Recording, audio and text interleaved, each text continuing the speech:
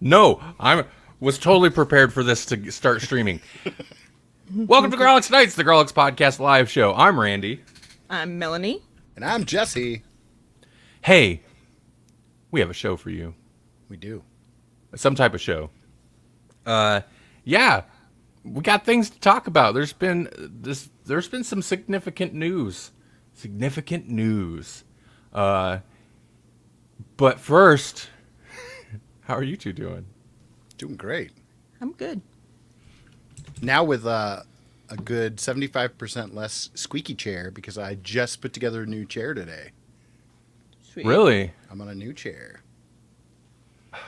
You don't have to say. Did you pay a lot for it, or was it a decently priced chair? It's not like a super expensive chair, but it was a Prime Day deal. So I got it for like half off. So oh, nice. So it's like a cheap office chair, but it's not as cheap as some office chairs are. Maybe if I bought a cheaper chair, I would know that buying a more expensive one is a better deal. But I bought, for me, a very expensive chair a while back because I'm always here doing stuff. Sure, yeah. I don't know, man. I don't know. It's squeaky now. It's squeaky. It doesn't have as, like, there's certain, like, adjustments I thought you could make with it, and I can't. And, like, I don't know if it's worth it. Right. But welcome to Office Chair Hour.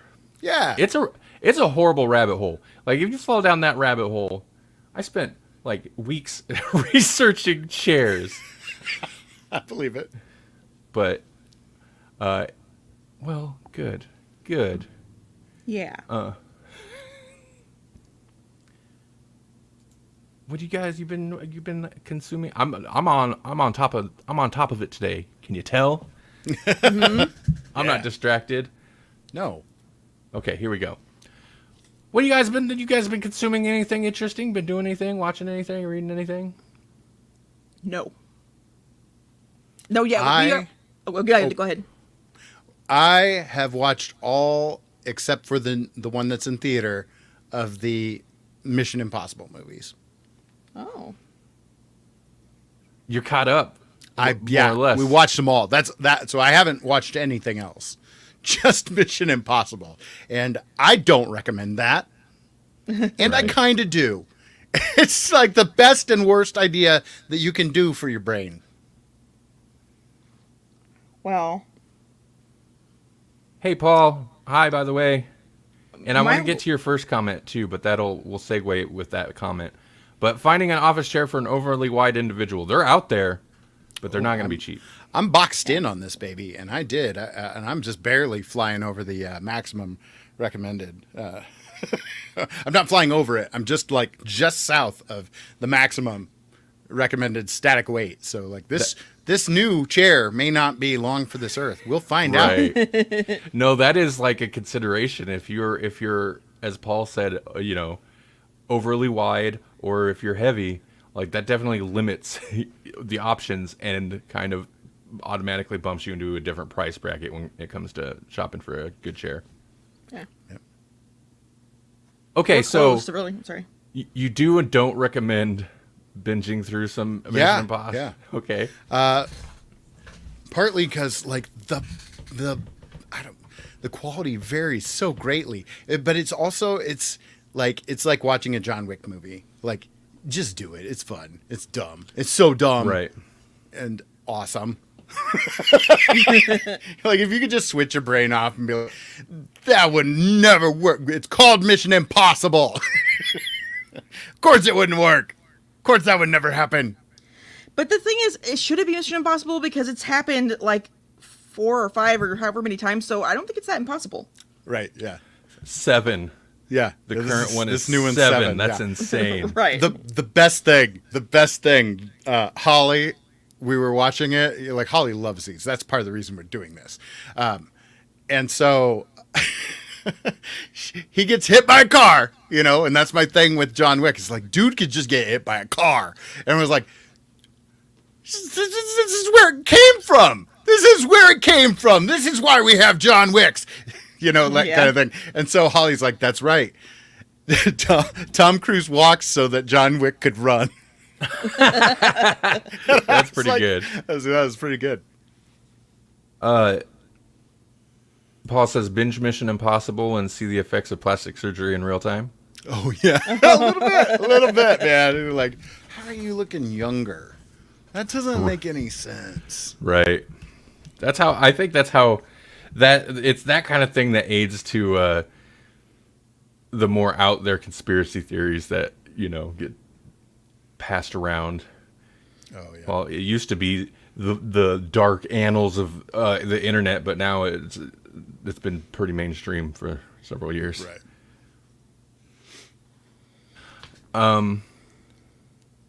We have been watching My Hero Academia.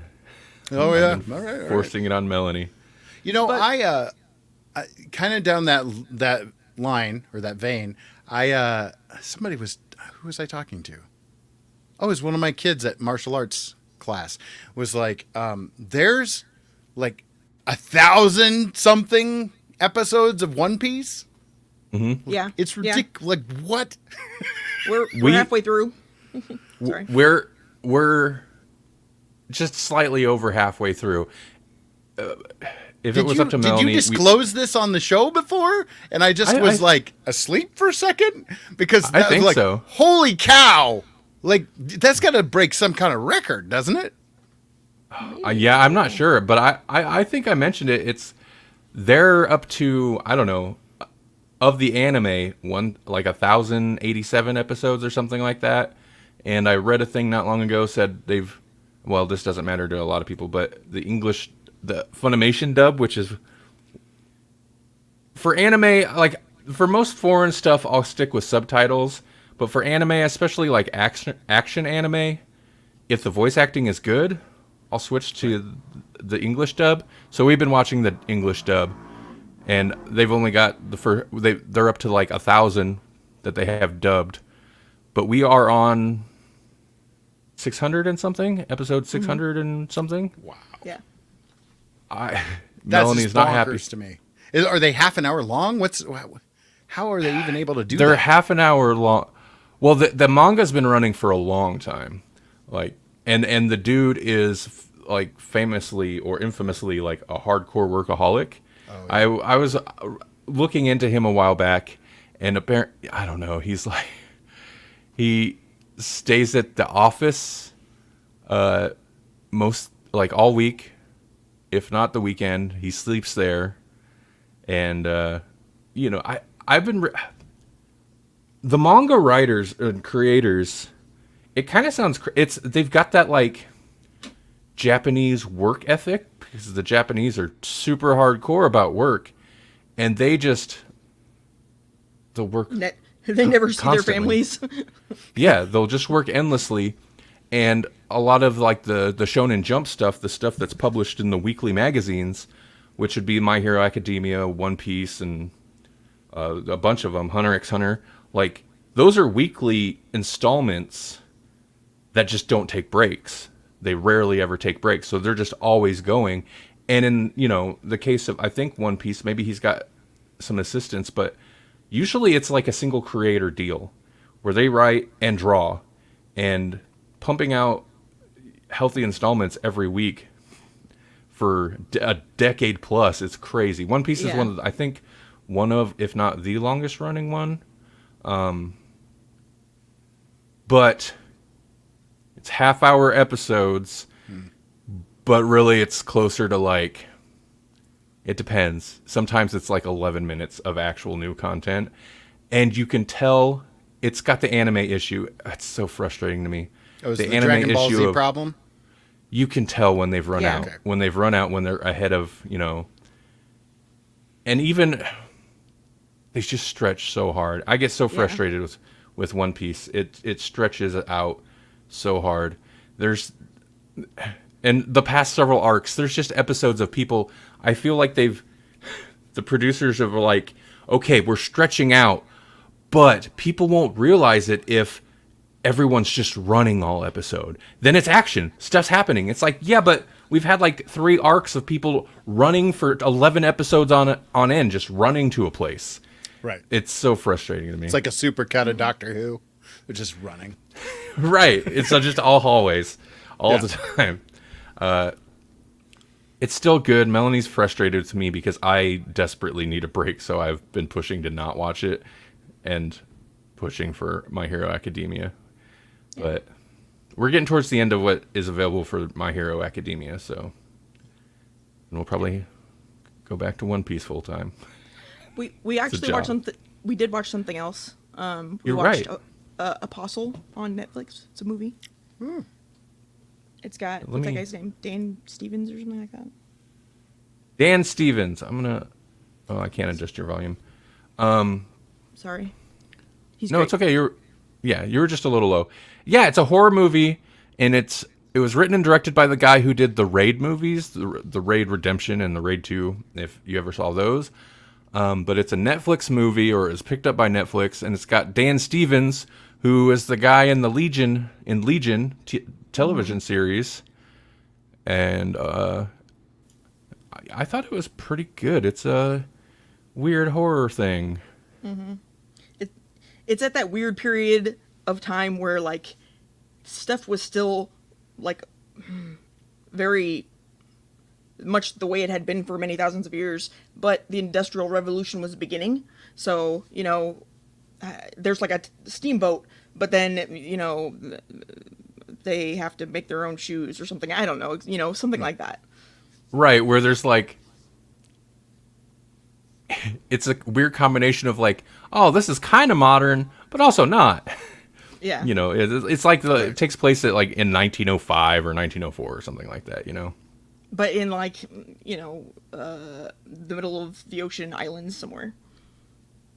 Oh, But it's an interesting, like, it's got the whole like weird infiltrating a weird religious cult type thing. So it's got like the religious cult horror going on. But also maybe supernatural elements. It's entertaining. So is it gaslight then, or is it like electricity, but you still have to send a telegram? At least where most of the stuff happens is like kind of an isolated island. So they're like lanterns and stuff. Yeah. So I don't know about like the power situation. In the rest of the world, yeah. But I Right. think, well, that's what I'm saying. It's in the very beginning, it starts off in a more modern area and then moves there. Right. Yeah. So, were you gonna say something, Melanie? No, I was just gonna say I like that guy a lot. I think he's great, and that was the reason really that we watched it. And I recommend anything that he's in because he's great. Yeah, Dan Stevens. I talked about him a bunch when on GCU when me and Jasper, hi Jasper, did The Guest. I think that was a me and Jasper episode. Mm-hmm. He's got incredible range Yeah, he because, like, if you compare him to something like, first off, in The Guest, he plays somebody who's like super charismatic and like very friendly seeming, but really that's a mask for an otherwise dead inside assassin and psychopath kind of guy. So you get like a lot of range in that when he kind of flips back and forth. But comparing him in that movie where he just seems like ripped and like a big guy with a big presence, compare him to Legion, him in Legion, he just seems like a skinny guy, like a skinny, I don't want to say Weasley, but maybe a little Weasley guy. It's just a completely different presence on screen. And that just impresses me. Just more than like physical appearance, it's the presence is different. Yeah, yeah, And he makes interesting acting choices sometimes. The faces he makes, they're not bad, but he makes these faces where I'm like, what is that expression? Like he makes interesting choices once in a while. yeah. Anyway, yeah, I feel Well, like Dan Stevens you know what? is underrated. If you make strange faces and you can't control it, you know what you can do? Oh no. You could slap a Grawlix on it with hostage tape. Hostage tape. our not sponsor of the week. If you like lots of people snore or you're a mouth breather, you can just tape your mouth shut like this. Just tape your mouth shut. It's healthy and good for you. Mm-hmm. So Well, you go on down to Hostage Tape and tell them Grawlix sent you and that they should sponsor the show. I don't think Chad is watching right now, but I want to say, Chad, I'm sorry, because Chad has a product or a service that we can't promote. Yeah. He has an actual thing that we could promote, but we can't. Instead, he's like hostage tape, which is also like I've actually been waiting for this to come, and I was just like, is my hostage tape here yet? And like I would say it out loud and be like, boy, that sounds real weird to say out loud. That sounds real bad. That sounds like something you don't want. I'm really waiting for over my here hostage tape. And you know what came in the mail today? The hostage tape and this chair.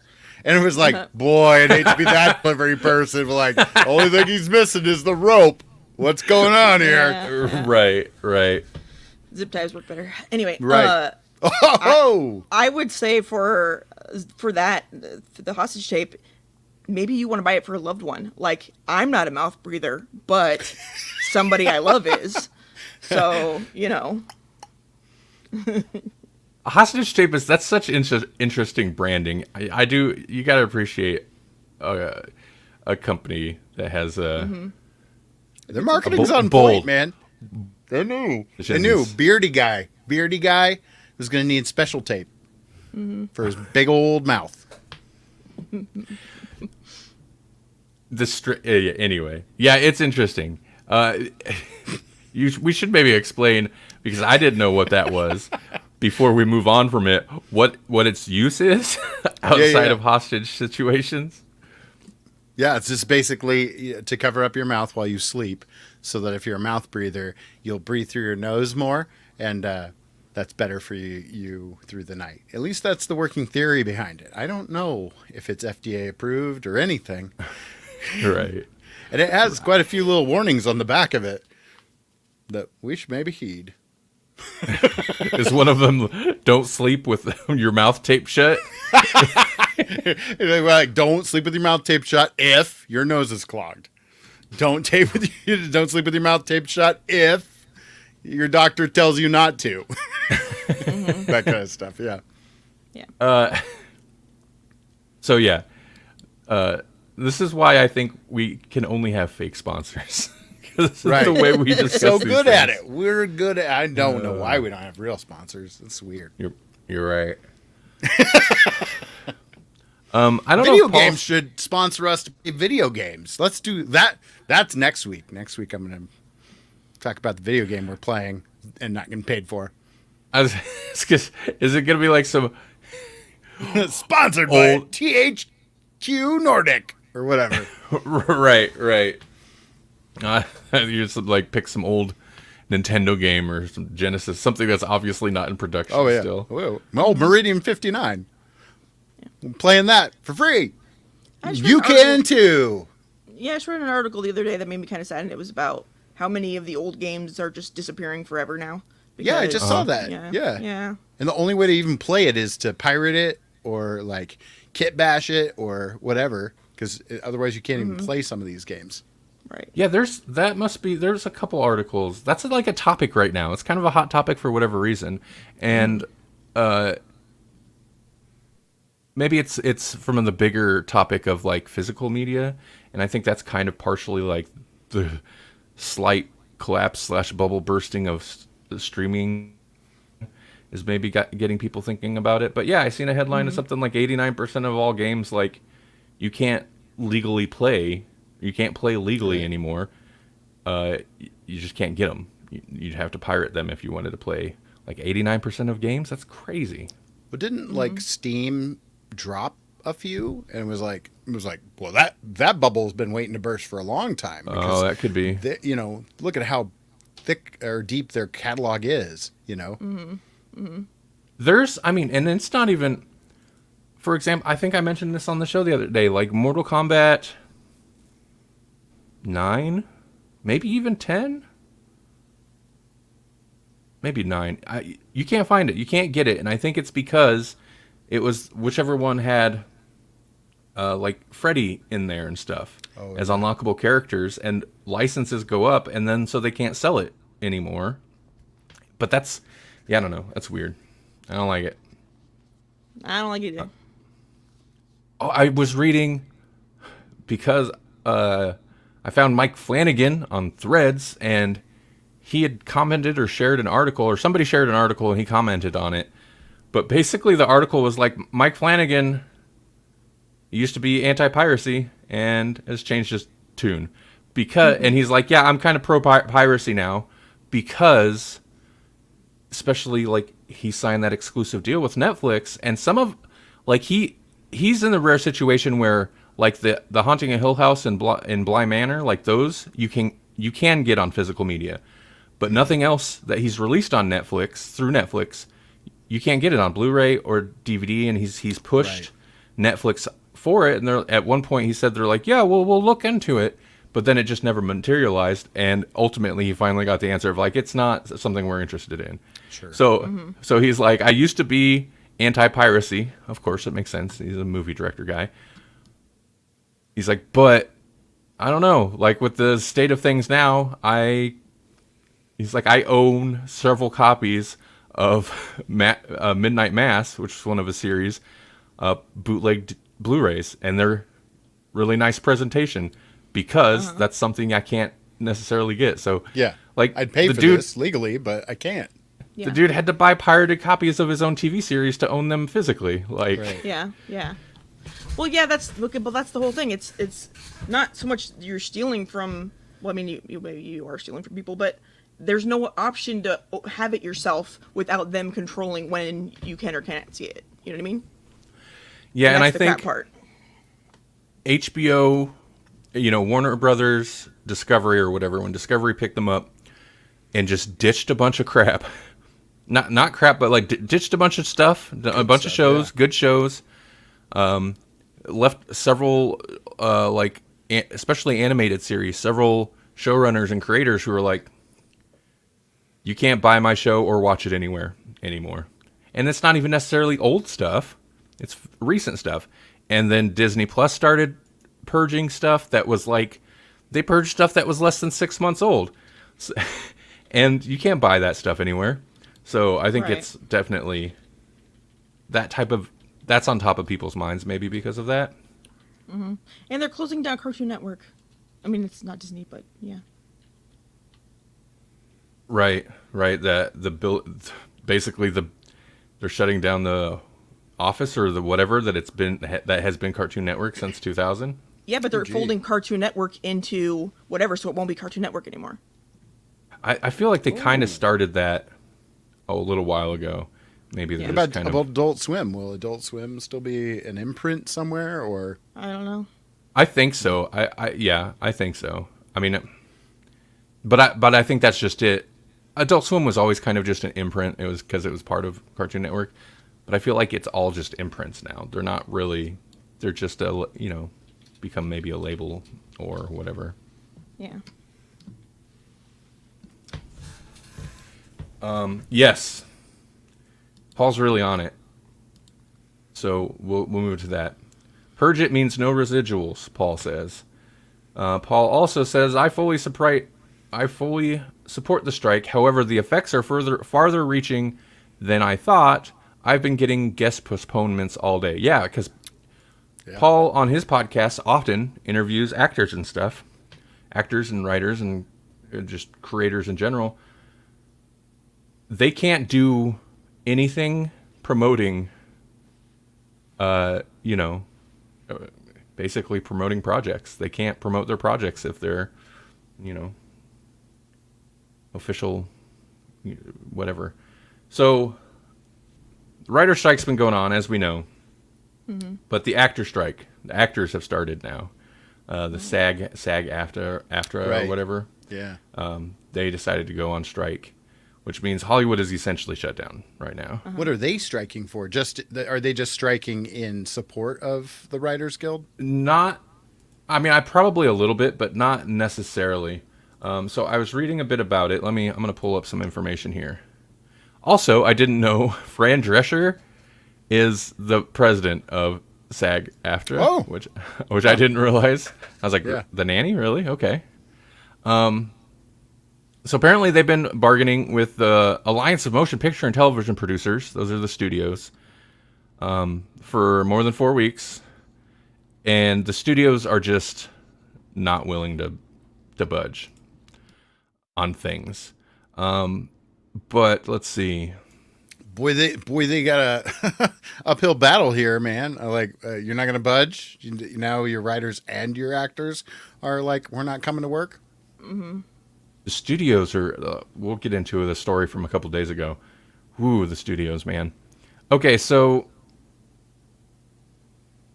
apparently SAG members' salaries have been shrinking in the in the current environment. Okay. According to Crabtree Island, who is this person? Duncan Crabtree Ireland. That's a real name. That's a real name. This I'm going to paraphrase. The studios want to insist that other unions adhere to things that they have negotiated with other. Basically, they want other unions to adhere to agreements the studios have made with not that union. You know, it's a weird way to put it. Minimum increases is one example where that's the case. The companies insisted that we agree to limit the increases in minimum salaries for our members to a pattern deal. Our members need to receive increases that allow them to keep up with the pace of inflation. We believe that our members should not be working in 2023 for less money in real dollars than they made in 2020. And they believe that the members should not be working at the end of the term of this contract in 2026 for less money than they made in 2020. It sounds like, they're unhappy with what, they want to get, the studios want to lock them into a certain limits or range, and they're not happy about that. Well, they should be getting residuals as well, right? Right.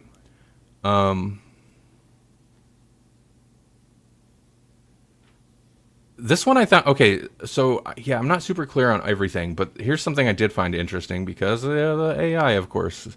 Obviously, that's a big discussion with the writers, but also the actors. And so apparently the studios claim they offered a groundbreaking AI deal to the union, and that Crabtree Ireland person said, this groundbreaking AI proposal that they gave us yesterday says that our background performer should be able to be scanned, get paid for 1 day's pay, and the company should own that scan, their image, their likeness, and should be able to use it for the rest of eternity in any project they want with no consent or compensation. What? Wow. I wonder why they're striking. That's insane. That's insane. We could pay you for a day, scan you, and then use your likeness forever without further compensation. And then, let's say you blow up. You become James Dean. Let's say you become the next CGI James Dean. And they can just take their scan of you from way back when you started because they own it. Yeah, that's not going to work. It didn't work in, what's that one? It wasn't exactly a scan, but Back to the Future 2. It's not going to work now. Yeah, no, that's... So, Paul says, if you listen to Bob Iger, who's the reoccurring CEO of Disney... Right. They're striking for unreasonable requests.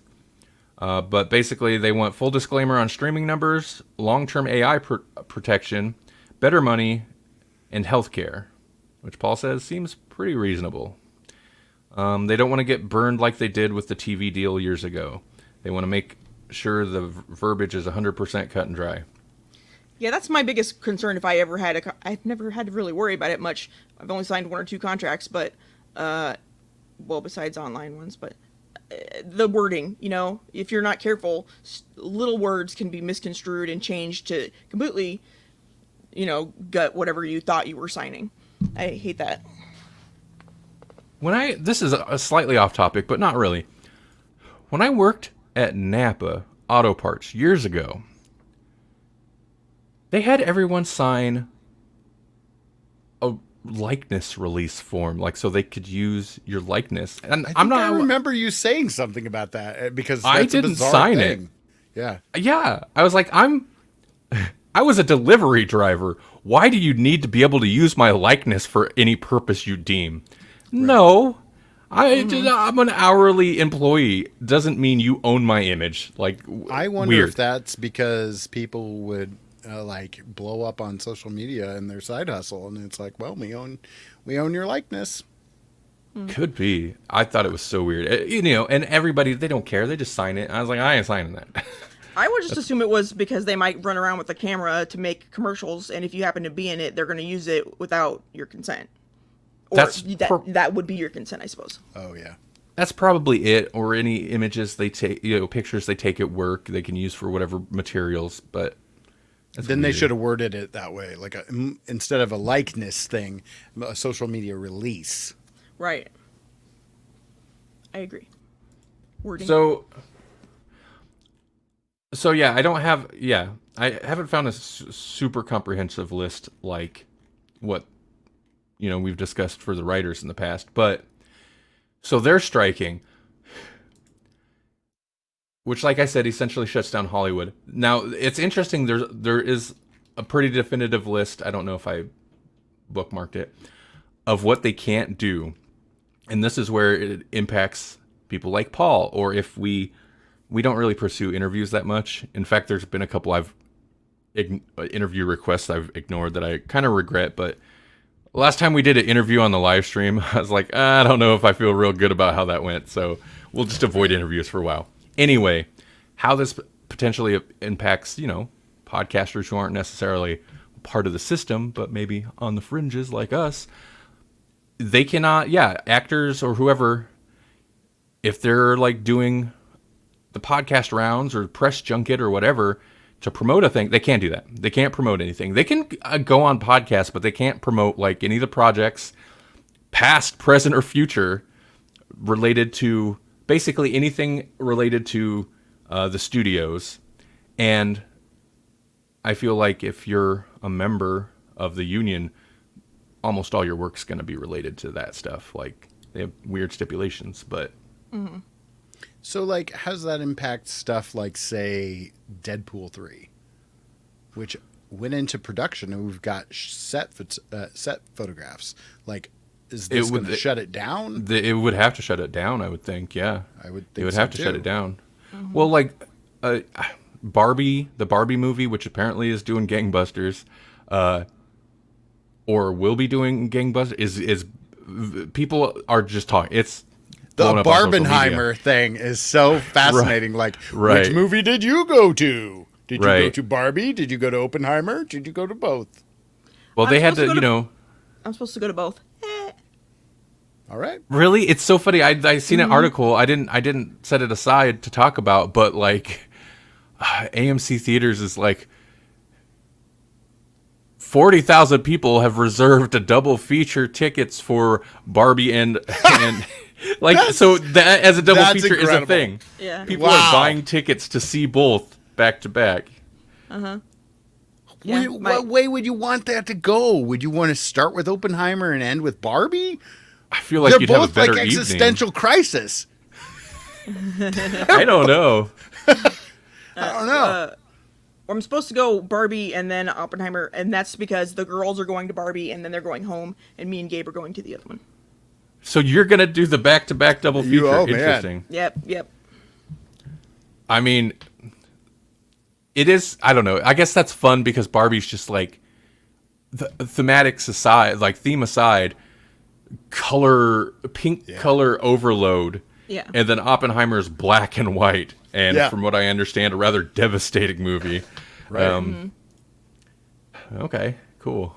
Interesting. Yeah, it'll be like my life. Like I get a little cheerful, and then my depression kicks me down. Super pop art colors, and then science and destruction. Yeah. I am become death.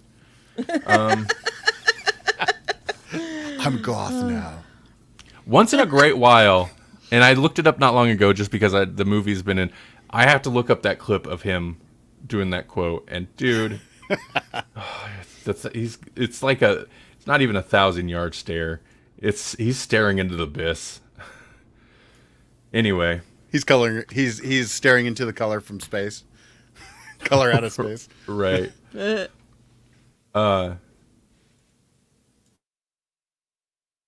Yeah, I don't remember how we got here. But yeah, whatever. Barbie, like they're doing all the press stuff, and they like Right. the opening show and the festival circuits. They can't go to so they pull all the actors. Like we're in the middle of like promoting stuff, and they pulled all of them. So, Yeah. Paul says Oppenheimer and London premiere went early so the stars could attend before the strike. All right. Yeah. Yeah, Comic-Con, stuff like that. Like they're dissuaded. They could have a booth at Comic-Con or a convention to do autographs and stuff, but they can't like do panels which are usually set up at these things to promote a Right. project. So, Right. yeah. Well. The thing, oh man. There's the studios, whatever. They're studios. I mean, they rely on the actors and the writers and of course everybody else behind the scenes, but the talent to exist. But man, so there was an article the other day. Not that. Is it from Deadline? And the headline was Hollywood Studios Writers Guild America Strike Endgame. Oh, so those Endgame is to let writers go broke before resuming talks in the fall. That's so shady, man. Yeah, it is. That's such an So- evil corporation view of this whole thing. Oh, Yeah. super evil, man. Because this was before the actors went on strike, and it mentions, regardless whether they go on strike or not, the studios have no intention of sitting down with the Writers Guild for several more months. So Deadline talked to, of course, some anonymous people, but they talked to, where does it say?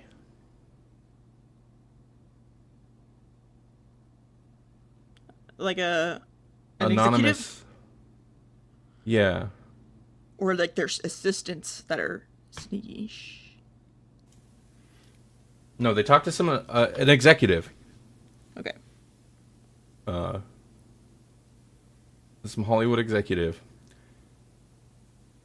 And the one anonymous executive said, it's been agreed to for months, even before the WG went out, the Writers Guild of America went out. Nobody wanted a strike, but everybody knew this was make or break. And the studios have become determined to break the Writers Guild of America, a studio executive said. And the end game is this is a quote from a studio executive. The end game is to allow things to drag on until union members start losing their apartments and losing their homes. And they acknowledged that it was a cold as ice approach. Several other sources apparently reiterated the statement, and one insider called it a cruel but necessary evil. They are playing with fire. They are they are rattling the cage of some of the most creative people on the planet, and they don't think that they'll be able to find a way to make money, as if the internet isn't like this is a ripe moment in history for people to make money off of their creativity online. I think back to the last writer's strike where Joss Whedon, in his downtime, created Dr. Horrible's sing-along blog. Now, say what you will about Joss Whedon. That was a master stroke. That was a brilliant idea. And they were able to make, probably a little bit of coin. And they were able to shoot that on a little teeny tiny budget. I'm sure it's Joss Whedon money, so it's not as teeny tiny as some people.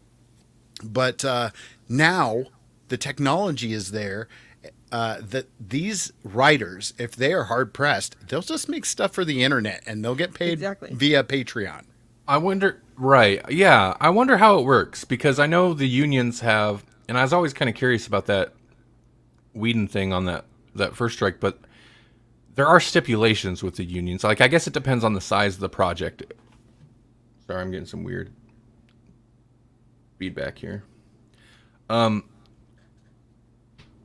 are stipulations. I know the size of the, like, at a certain point, the unions be like, yeah, this needs to be covered by the union, which means you can't be doing it. But yeah, I wonder. I don't know about restrictions on stuff like that. Well, and they're stupid too because there's some shows, and I know it's not the talents, whatever that's in charge of it, but I'm thinking of some like talk shows specifically that I know the voice that they're talking in is the writer's voice because I love that writer from other things, and if he wasn't writing for that show anymore, it would completely change the tone, and it wouldn't be nearly as good. I know which show you're talking about. I know you do. You're talking about John Oliver because one of the writers is a guy that used to do stuff on the Cracked YouTube channel, and you can hear it in the John Oliver's monologue. Is the jokes you can hear when it's definitely that guy's influence. Mm-hmm. A lot of that show has his same voice. Yeah. Yeah.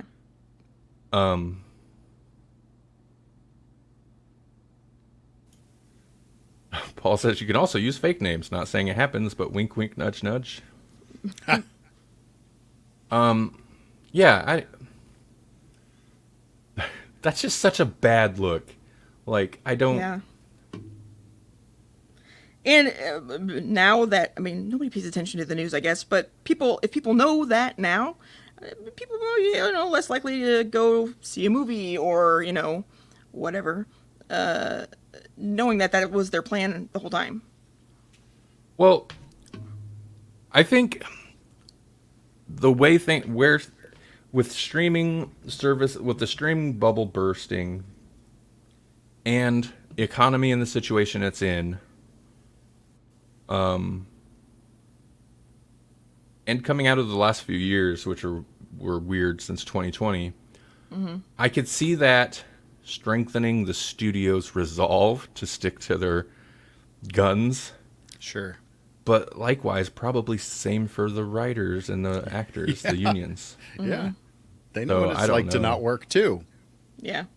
I know the next year and a half, if it really does take till fall, take longer. But I know, like,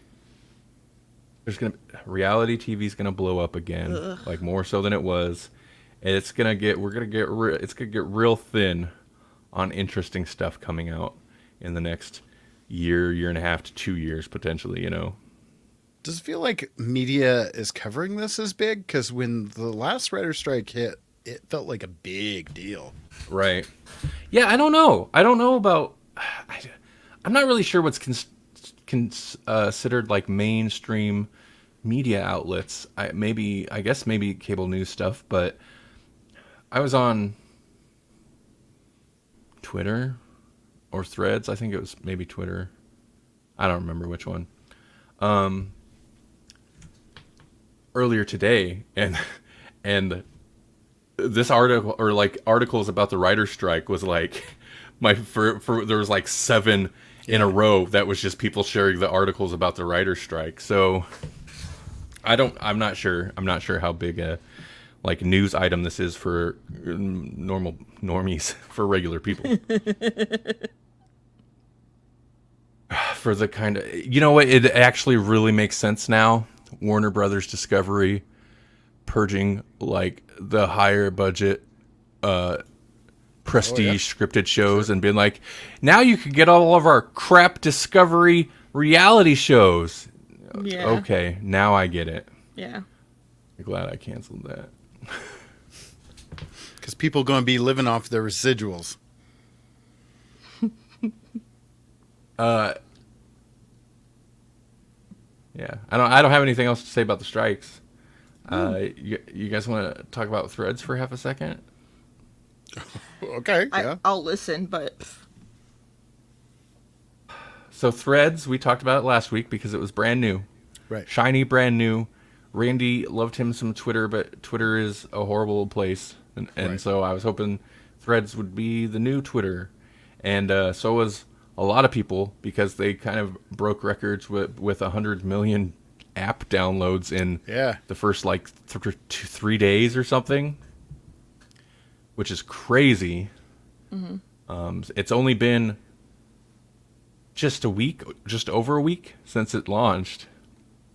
And I don't know, it's kind of boring now. It's getting boring. Oh man, that's the most social media internet thing ever. It's like, yeah, it's boring. It's not just me. There's an article today about how engagement, and it's going to happen regardless. People are going to be like, "Whoa, let's check this out," and then of course engagement's going to drop. But engagement has dropped since it blew up. And according to this is CNBC article, but according to some marketing intelligence firm, it's down. The daily active users were down 20% from Saturday, and the time spent was down 50% from about 20 minutes to 10 minutes, which is significant. So I've been on it every day. I've been making an effort to enjoy it. And there's definitely times, and I think you could tell a little bit by some of the posts I make, that you can tell when I'm frustrated because I'm making an effort to enjoy it, and I shouldn't have to be making an effort to enjoy this have to be working that hard. experience. Yeah. Right. I should just, if I want to use it, I should be able to, okay, cool. And it's because they launched so quick with bare bones stuff. And I know it's only been a week, but like Meta made the decision to launch with minimal features. Right. There's nothing there to like. There's a lot of people there, but you can't. It's hard to find new people because hashtags still aren't a thing. Right. Search only searches usernames. The feed is terrible. That's the main thing. There's no like following feed. You can't go to a feed of just your followers. There's no chronological feed. It's just the feed, and it's terrible. And you and can't I hate DM each other. Like you'd have to go Right. to Instagram to do that. Right. Most of the time the feed is like, whoa, you follow more people. They're like, follow more people and mute conversations you're not interested in. It's like, I'll spend the whole time just muting, mute, or block, whatever. Same difference. I also need a list feature, accounts. You know? Right. And then I'm like, okay, cool. So I just spent the whole time muting basic ratchet memes and stupid stuff that I have no interest in. That was my whole experience, was just muting accounts. That's not a fun experience. Right. Mm-hmm. And it'll show me the same posts from like 3 days ago over and over again. I'm like, well, where's posts from people I follow? And like, maybe it'll show me a few of those, but it's like, I know some of them have been posting. Like, this should be in my feed. I don't know. I'm very frustrated still no with web it right app. now. Mm-hmm. No web app. But you know what you can get? You can get Zuckerberg making fun of Elon Musk, and that's well worth it, right? It's interesting. There's stands on both the Twitter stands at this point. You know who those kind of people are. They're insufferable. Threads has their own stands as well, and it's just like Zuckerberg's not really a good guy, guys. No. But it has been fun seeing Zuckerberg actually troll Elon Musk a little bit. Like he tweeted when Threads launched, he tweeted, and it was the first tweet in like 11 years from his account on Twitter, which makes sense. Like that's a competitor. I don't know what, you know. Yeah. But and then he has since, I think, replied to a couple of things on Twitter, and they are almost always mocks. Elon Musk has a habit of like, somebody will post some outrageous thing where it's like usually a conspiracy thing or something that's like, dude, you really shouldn't be engaging with that at all. But it's always like concerning with an emoji or interesting, big if true. Like that's famously kind of like his replies. And so Zuckerberg would reply concerning to things. Yeah, That's pretty funny. And I thought he was a robot. I didn't know he could be funny. right. Elon straight up said Zuck is a cuck. I know. I was like, that can't be true. I was like, wait, let's think about it. He did it. And then proposed a literal, and this seems more jokingly, but proposed a literal, we'll say manhood measuring Yes. contest. It's like, dude, come on. Come like, on. Yeah. hey, I know this is the internet, and that's the kind of jokes the internet likes, but you can. how old are you, bro? He's proof that you could be a literal billionaire and still not have an ounce of class. Nope. Right. Anyway. Yeah. So I don't know. I've been having this social media crisis because I really want a Twitter alternative. I like Twitter, and we had was it yesterday morning? We had pretty gnarly thunderstorm blow through early in the morning, right? Yep. Super high winds, and I heard from one of the neighbors said like apparently Blair had like some damage and stuff. So I was like, that got me curious. I was like, well, what about further up north where my mom and one of my sisters live? Like, whenever there's gnarly weather, I'm always curious about that. And I always go back to that one time on Twitter where I couldn't find any information about like any of the stuff up there, except I found one person on Twitter posting pictures of the storm damage in Craig, Nebraska, which, if you know Craig, Nebraska, is tiny. So the fact that I could find information online that was instant, and I didn't find anything that helpful this time, but I ended up on Twitter and I found a bunch of information about like the weather and a bunch of pictures like instantly.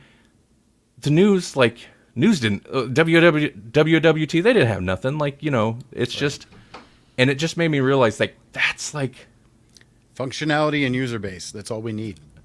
That's exactly it. And that's the golden, like, that's the true treasure of like what Twitter could be, is for stuff like that. And of course, misinformation is a big issue, but like for ongoing emergencies and events, and there's been multiple times over the years where Twitter's been amazing for that. And that's why I always said like Twitter is the place, or at least was the place, to get accurate news on certain things, accurate and instant news on certain things.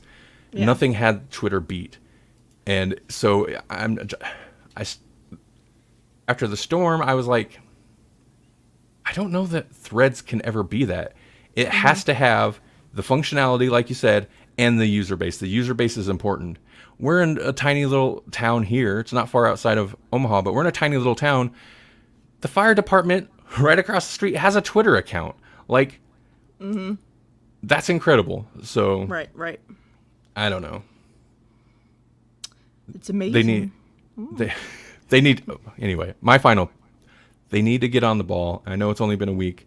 They need to get it. They need to get, at minimum, web app chronological follower timeline, or at least some type of follower timeline, or hashtag something to keep us invested, like some search functionality so that you can look for a topic that you care about. Right. If they don't get it quick enough, I think they're gonna die. It's gonna dwindle because they're not really competing. Don't count that blue sky out yet. Are they gonna launch? I don't know. Proper? I can't get in. I don't know. If they launch, they better have some functionality. There's like 3 people on Twitter that I'm really waiting to move over to Threads or something, because like they're the only 3 people I really that I'd really be sad about abandoning Twitter for, because they post regularly.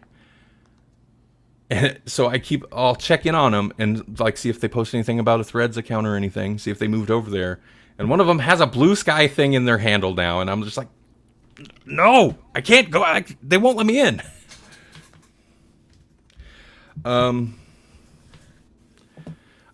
Turner. Hey, Turner, what's going on? Turner had said he woke up to sirens and no power. Yeah, we lost power for quite a while. That was yesterday morning, right? Yeah.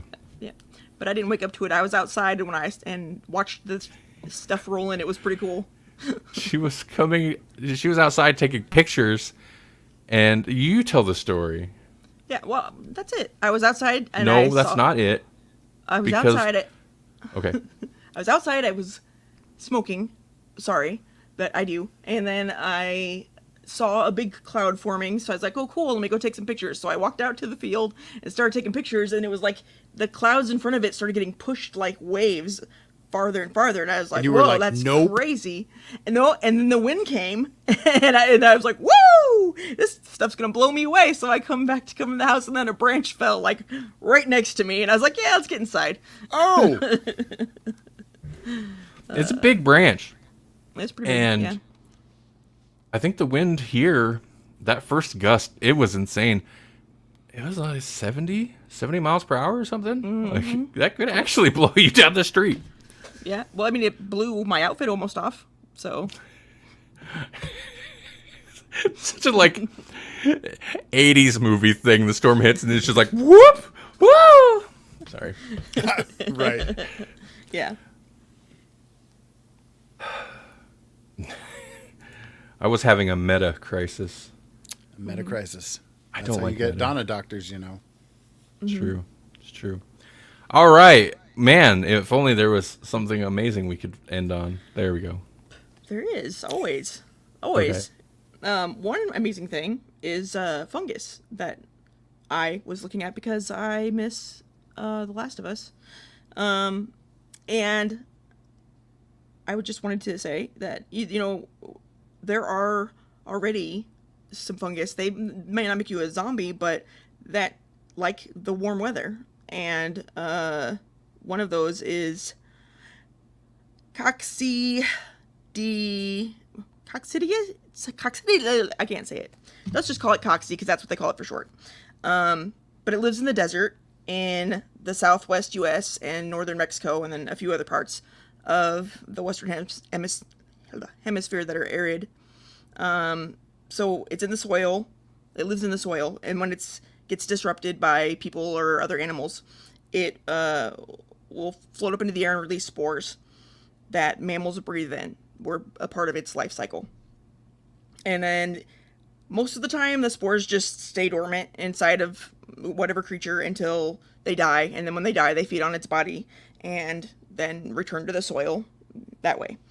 But sometimes the spores don't stay dormant and they, start to eat you from the inside while you're still alive. And that will cause a word I'm not going to try to pronounce, but they also call it valley fever.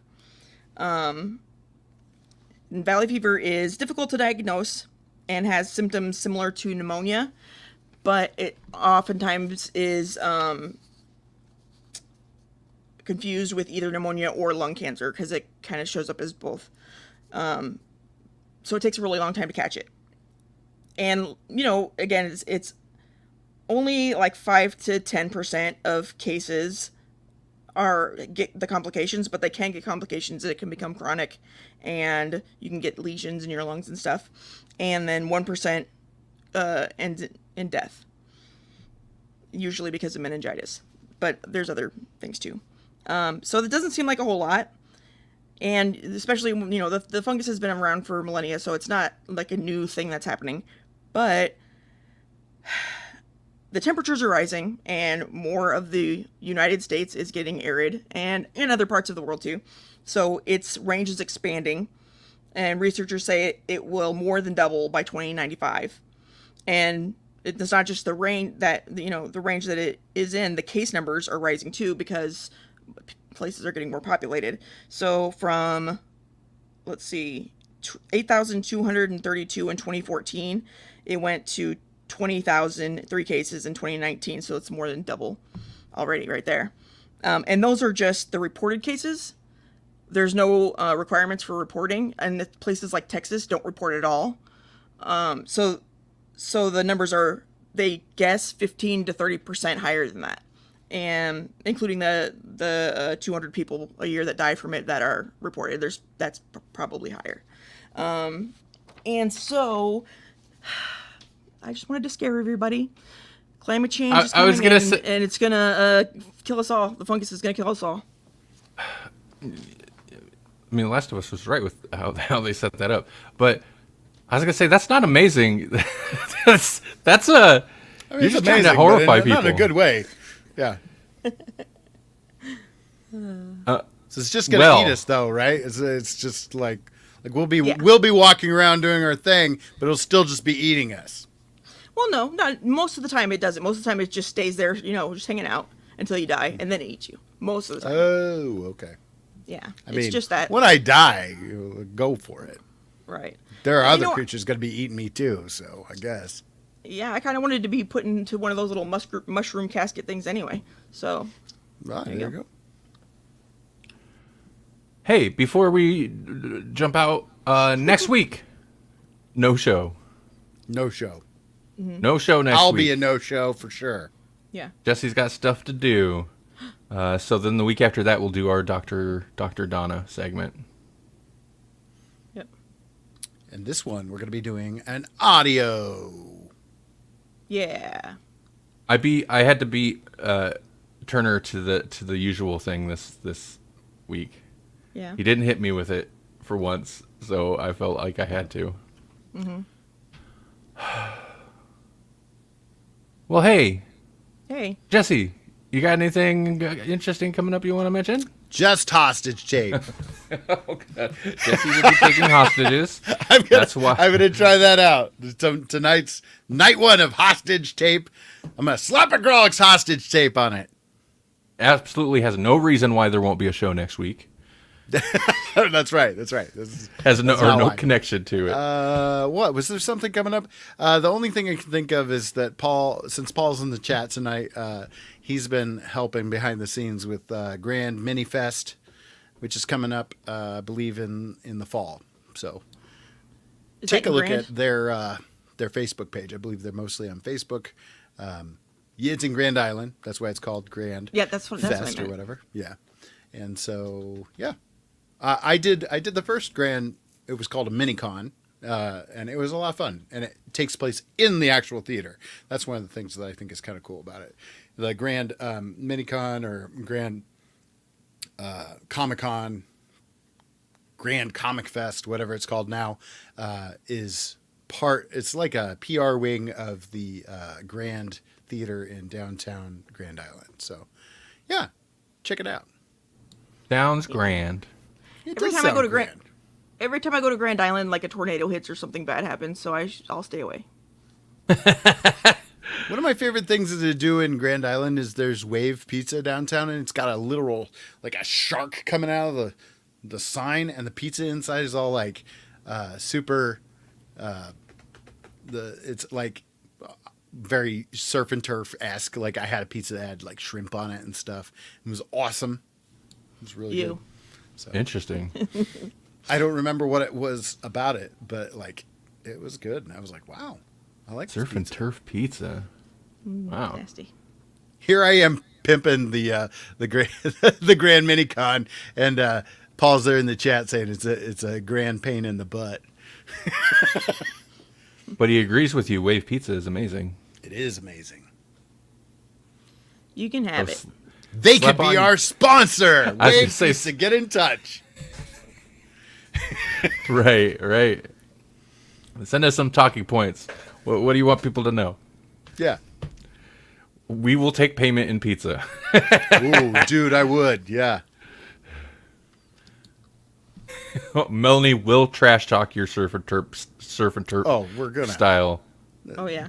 That's just part of our sponsorship. Have you listened to every single one of ours? Like, I legitimately want sponsors, and I still can't keep my mouth shut.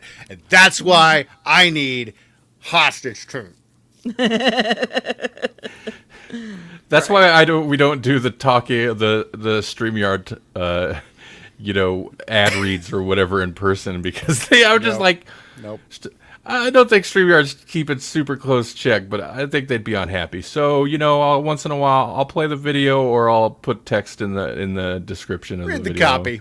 Just read their copy. Yeah. Even that's risky. Yeah. No, I mean, they should read the copy that you just cut and paste into the YouTube video. Right. Exactly.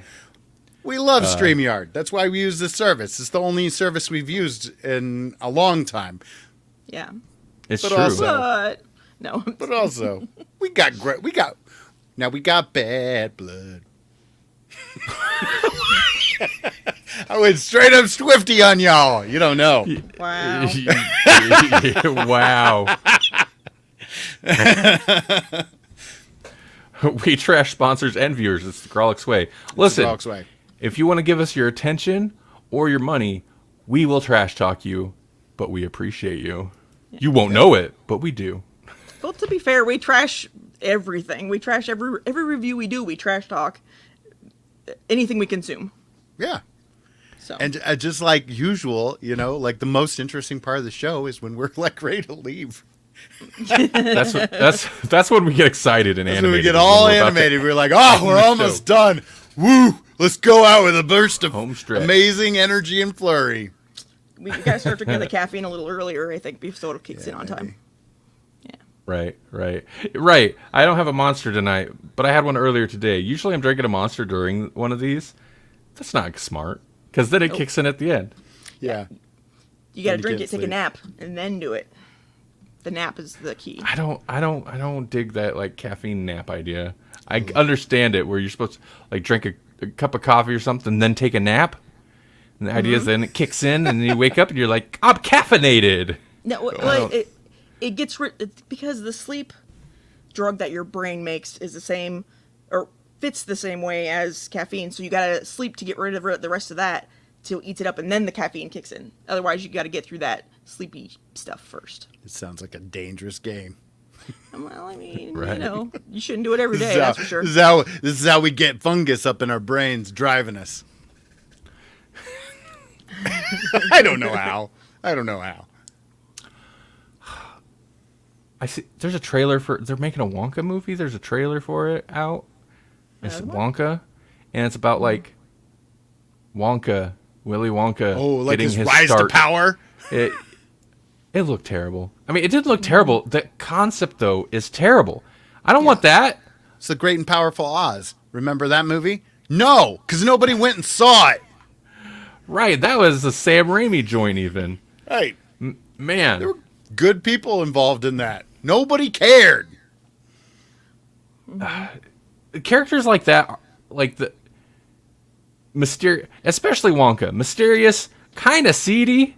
I don't need to see him as like when he was 18 getting his start, like, or whatever it is. Like, that's not interesting. It's bad.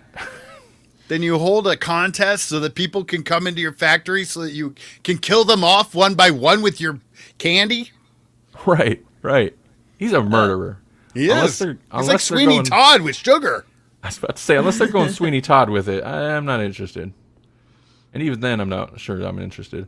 Paul's watching Adventures in Babysitting. Is that a new or old? Because I didn't know the old one very well. Is that? Or I'm is that a assuming new it's the one? old. I don't know if there's a new. Is there a new? I don't know. I like the Okay, old Don't one. know anymore. I pulled us back into. I pulled us back into the show. Sorry. All right, everybody. Thanks for watching. Thanks for listening. The old one, Paul says. Cool. Has that been remade or something? I don't think so. No, Okay. doesn't need to be. Have a good weekend, everybody. Enjoy yourselves. Yeah, have a good 2 weekends. That's Enjoy right. yourselves. Have a good You don't time. need social media. No, you don't need threads. You don't You need pull one threads. thread and it falls apart. Yep. You don't need Twitters. Nope. Musk told people to go touch grass. It's like, dude, you own a social media company.